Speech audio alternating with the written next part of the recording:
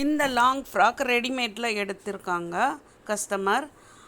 இது வந்து இடுப்பு வந்து அவங்க இடுப்பு அளவை விட ஒரு 2-2.5 இன்ச்சு மேலே கூட தான் இருந்திருக்கு.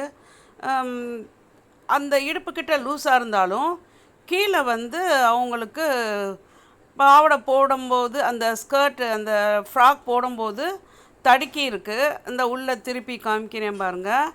மேலே வந்து இடுப்பளவு பெருசாக தான் இருக்குது, ஆனால் கீழே வந்து அகலம் வந்து ரொம்ப கம்மியாக இருக்குது.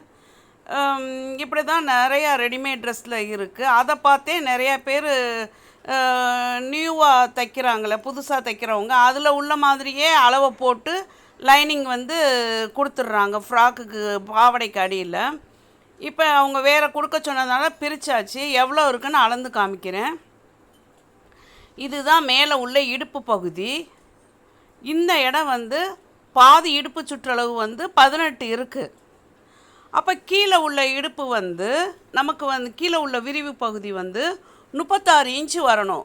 குறைஞ்சது வந்து மேலே இருக்கிறத விட டபுளாக இருக்கணும். மேலே 18னா கீழே 36 இருக்கணும். இதில் அளந்து காமிக்கிறேன். உங்களுக்கு 30க்கும் குறைவாக தான் இருக்குது.